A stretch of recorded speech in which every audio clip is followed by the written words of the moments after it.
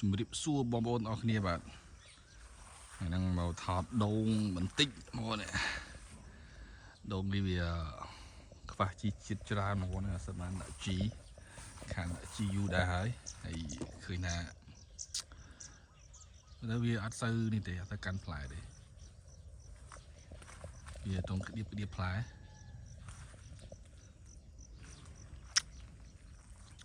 តែឃើញថាមកចំនួនទៅវាផ្លែបានច្រើនណាស់បងហើយបន្ទាប់ពីភ្លៀង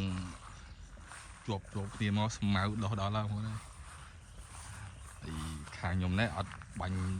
សម្រាប់ស្មៅទេដោយសារយើងមានគោមានអីចឹងទៅយើងធ្វើឲ្យគោហូបហើយកសិករមានប៉ុណ្ណឹងហើយបងប្អូននេះហើយទីទៀតបញ្ចូលគោឡា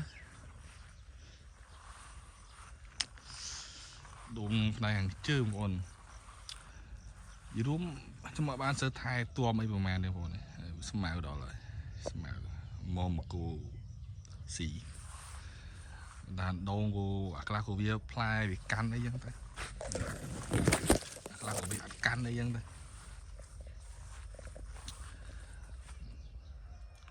ដានវាផ្លែគ្រប់ដើមបងប្អូនផ្លែគ្រប់ដើមវាខ្វះជីជាតិច្រើនដោយសារដូងនេះបើតាមខ្ញុំគិតទៅបើជាខ្វះសារធាតុស័ង្កសីខ្វះអុកម៉ូននេះច្រើនណាបើតាមបច្ចេកទេសគេដាំហើយបងប្អូនសង្កេតឃើញនេះដូចជាផ្លែក្តៀបជានេះអាទុយនេះអានឹងសិតតែខ្វះជីជាតិតែប៉ុណ្នេះវាទៅហើយប៉ុណ្នេះវាអាចទៅមុខហើយដូងតែខ្វះជីជាតិផ្លែចេញមកគឺវាក្តៀបរួញនេ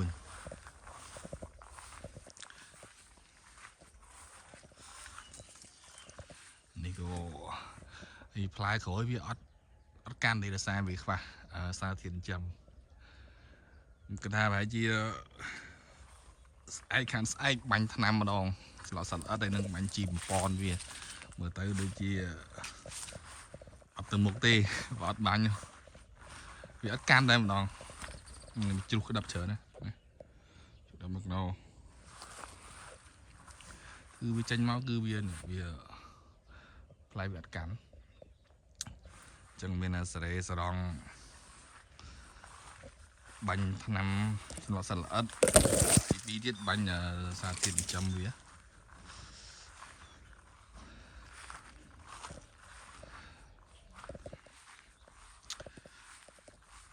ដូងមួយឆ្នាំទៅមួយឆ្នាំបើសិនយើងអត់បាញ់សារធាតុចិញ្ចឹមបាញ់សង្កសីសារជាតិសង្កសីឬក៏អរម៉ូនវាទេវាអត់ល្អទេបងផ្លែបានតែមួយឆ្នាំពីរឆ្នាំខ្សោយមកដូចមនុស្សយើងកូនដែរណាមនុស្សយើងតែកូននេះហើយសម្រាប់កូននេះហើយគឺខ្សោយហើយបើអត់មានរបស់ពៅមានថ្នាំអីព្យាបាលគឺខ្សោយតែម្ដងដូងក៏ដូចគ្នាដែរបើកាលណាវាផ្លែតទៅផ្លែហើយផ្លែច្រើនហើយបើសិនយើងអត់បាញ់សារធាតុចិញ្ចឹមអត់បាញ់អរម៉ូនវាអត់មានសារជាតិសង្កសីវាខ្សោយអត់ទៅផ្លែនេះផ្លែច្រើនហ្នឹងនេះដល់គ្នាតែម្ដងអញ្ចឹងអសលមិញខ្ញុំបានឆាតទៅអ្នកគេជំនាញខាងដូងដែរគេថាបងខ្ញុំនឹងវាខ្វះសារធាតុសង្កសីហើយនឹងខ្វះអរម៉ូនព្រោះដូងខ្លះវាធ្លាប់ផ្លែច្រើនអញ្ចឹងដល់ពេលមកដល់ពេលចុងក្រោយមកផ្លែតិចវិញដោយសារវាអរម៉ូនវាខ្សោយខ្វះសារធាតុចិញ្ចឹមខ្វះសារធាតុសង្កសីច្រើនតែខ្ញុំមិនសូវដឹងអីម៉ាទេតែខាងជំនាញគេនិយាយឲ្យស្អែកហ្នឹងហើយបាញ់ហើយព្រោះដូងមកចាប់ដើមឲ្យផលខ្លាំងដែរនេះមកស្លីអស់តោះតែម្ដងស៊ីឡើងសត្វអត់ស៊ីឡើងដាច់បដលហើយអត់បានបាញ់ទេ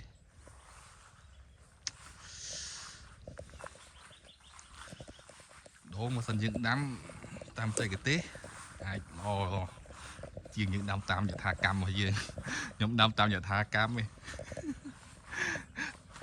បើពាក្យឲ្យសាមញ្ញទៅយើង